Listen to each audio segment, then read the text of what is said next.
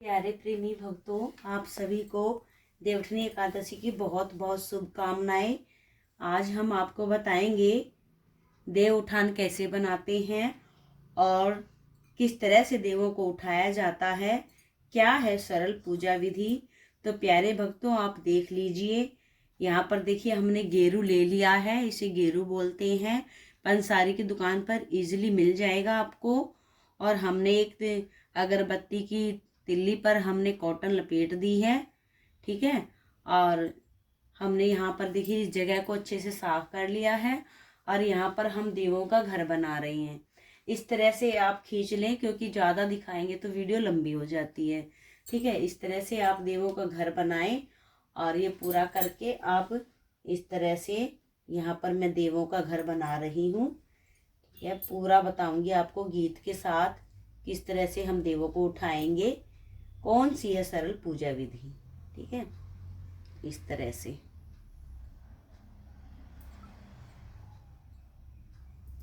आप भी मेरे साथ ऐसे ही देवों को उठाएं। अगर आपको अच्छा लगे तो आप हमारे चैनल को सब्सक्राइब कर लें।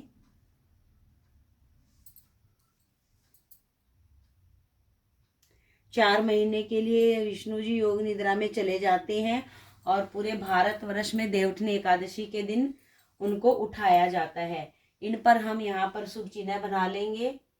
यहाँ पर हम सूर्य देव बना लेंगे इस तरह से,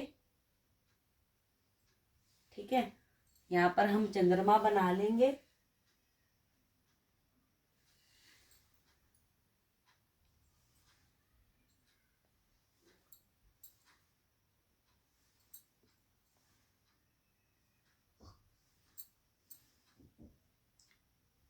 यहाँ पर स्वास्तिक बना लिया है। स्वास्तिक सबसे पहले बनाया जाता है, आपको पता है पूजा में स्वास्तिक का बहुत महत्व है।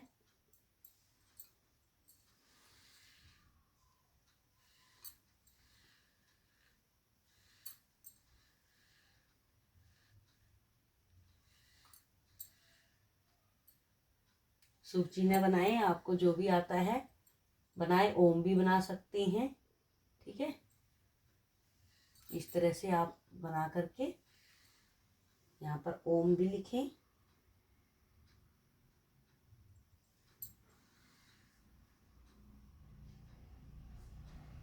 टाइल है, थोड़ा सा नजर कम आ रहा है, ठीक है।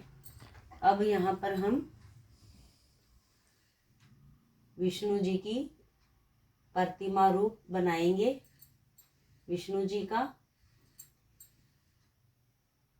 इस तरह से।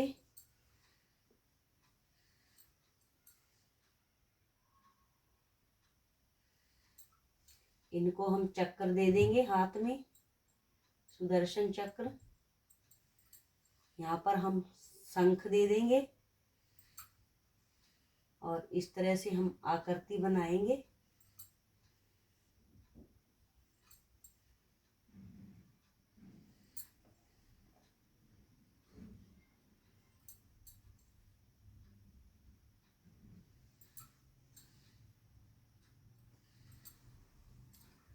और यहाँ पर हम सीढ़ी बनाएंगे, इसे बोलते हैं बैकुंठ की सीढ़ी।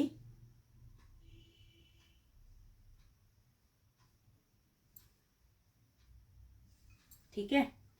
और यहाँ पर हम कमल बनाएंगे, दीपक बनाएंगे।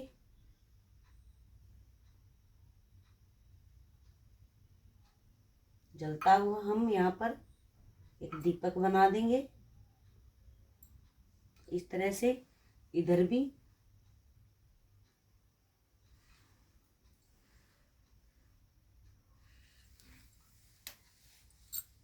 अब यहाँ पर पैरों के निशान बना देंगे हम, पद चिन्ह जिन्हें बोलते हैं।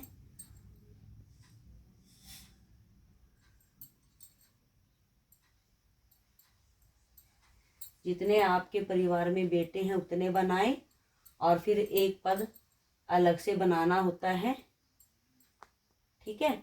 देखिए, 1 2 3 हो गए ना, 3 हो गए तो एक एक्स्ट्रा बना देते हैं हम, एक पैर एक्स्ट्रा कर देते हैं छोटा सा। हाँ, यहाँ पर हमने कमल भी बना दिया। कमल का फूल लक्ष्मी जी को अति प्रिय है। 5-5 इन पे उंगलियां टेक देंगे ऐसे, इस तरह से।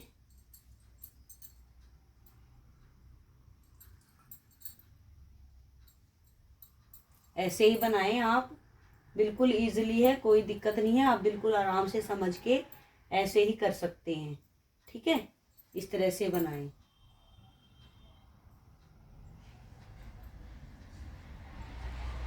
बिल्कुल इजीली बता दिया है। फिर हमने यहाँ पर तुलसी जी का गमला बनाना है, क्योंकि एकादशी के दिन आपको पता है तुलसी जी की भी पूजा होती है। यहाँ पर हमने तुलसी जी का गमला भी बना दिया है, तुलसी का पौधा भी बना दिया है। इस तरह से आप भी तुलसी जी का पौधा बनाएं। ठीक है, यहाँ पर हमने तुलसी जी का पौधा बना दिया है इस तरह से। ये भी हमने बना दिया। अब हमने क्या करना है, यहाँ पर एकादशी के दिन कामधेनु गाय की पूजा होती है, यानी गौ माता की पूजा होती है। तो हमने गौ माता के भी चरण बनाने हैं। ठीक है, 4 चिन्ह बनाते हैं गौ माता के, और 4 ही बनते हैं उनके बछड़े के। ठीक है, 4 ही बनेंगे बछड़े के, छोटे से 4 बनेंगे बछड़े के। ऐसे गोल करके बस थोड़ा सा ऐसे कर देंगे। ये बन गए उनके 4 बछड़े के हो गए, ये गौ माता के हो गए। ये पद चिन्ह इतने से बनाए आप। इस तरह से आप और भी कोई, अगर आपको कोई भी और बनाना हो शुभ चिन्ह, तो वो भी बना सकते हैं आप। ठीक है, यहाँ पर मैंने बिल्कुल इजीली से आपको बता दिया है, कोई ज़्यादा बड़ी बात नहीं है। आप इस तरह से करें। ठीक है, यहाँ पर इस तरह करने के बाद फिर हमने क्या करना है, फिर हमने देखिए ये जो लाइन है खाली, आप इसको भर सकते हैं। ठीक है, आप इसको भर सकते हैं। मैं कैसे भरूंगी, आप जो भी डिजाइन भरना चाहते हैं वो भर सकते। इसको पूरा कर दिया है। देवों के घर का मुख भी ऊपर हो गया है, यहाँ पर ऐसे करके, और इसको भी जिगजैग से भर दें। यहाँ पर मैंने पूरा भर दिया है। आप ऐसे बनाएं आराम से, प्यार से, बड़े ही प्यार से देवों को उठाएं। और ये हो गया है। आप इस तरह से बनाएं। ये निशान जितने आपके घर में बेटे हैं, बेटों के बनाए जाते हैं। और सीढ़ी होती है, बैकुंठ की सीढ़ी होती है, शुभ चिन्ह बना दिए हैं आप, या और नहीं तो आप कलश भी बना सकते हैं।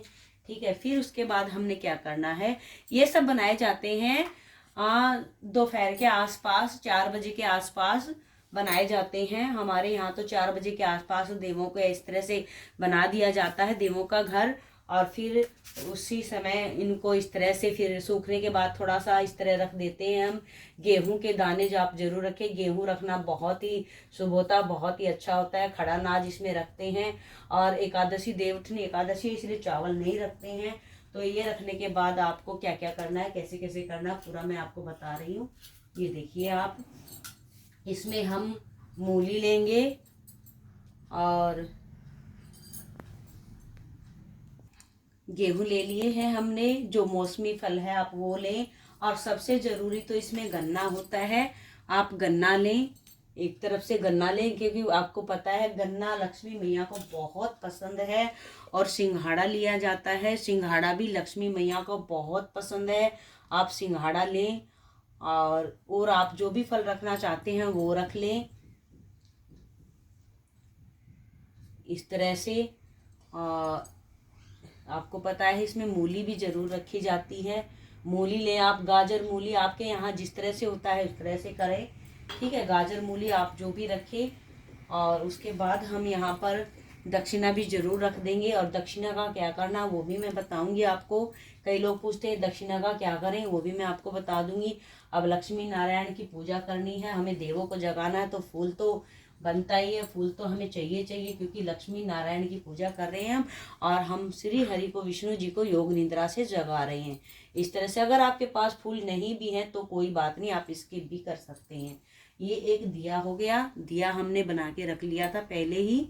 और इस तरह से हमें यहाँ पर दिया रख लेना है।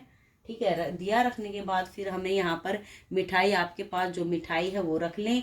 अगर आप मिठाई नहीं रख रहे हैं तो आप बताशे भी रख सकते हैं। ठीक है, यहाँ पर मैंने मिठाई रख दी है। और ये देखिए इस तरह से मिठाई भी यहाँ पर मिठाई रख ली है। मिठाई रखने के बाद हमें खील तो हम रखते नहीं है, तो हमने बताशे और हमने यहाँ पर खिलौना रख लिया है। ठीक है, उसके बाद हमने यहाँ पर दिया भी रख दिया है। फिर हमने क्या करना है, ये सब करके हम ये लगा लो, हमें ये सब है ना सूर्यास्त से पहले पहले कर देना है। सूर्यास्त से पहले पहले हमें देवों का घर बना देना है। इस तरह से पूरी सामग्री रख देनी है। फिर हमने परात लेकर के परात से हम ढक देते हैं। हमारे यहाँ परात से ढका जाता है, आपके यहाँ किससे ढका जाता है उस हिसाब से कर लेना। हमारे यहाँ से परात से ढक दिया जाता है। परात से ढकने के बाद इस तरह से हम, जब प्रदोष काल होता है, जब सूर्य अस्त हो जाता है, तब देवों को जगाया जाता है। यहाँ पर एक लोटा जल का भी भर के रख दिया जाता है। ठीक है, जब देवों को उठाते तो उन्हें पानी भी पिलाया जाता है। तो इस तरह से रख देंगे। फिर उसके बाद हमने क्या करना है, साथ ही साथ मैं आपको बता देती हूँ, आपने दहलीज में भी दो पैरों के निशान बनाने हैं, दो पच्चीने बनाने हैं एंट्री करते हुए। जैसे हमारे अंदर की तरफ कोई आता है तो दहलीज में भी बनाए, आप किचन में भी बनाए। अब देखिए हम किस तरह से देव उठान गीत गा करके किस तरह से देवों को उठाएंगे। ये देखिए, हम पहले हम यहाँ पर दिए को लगा लेंगे, थोड़ा सा परात को ऊपर की तरफ करके और दिए को लगा लेंगे इस तरह से।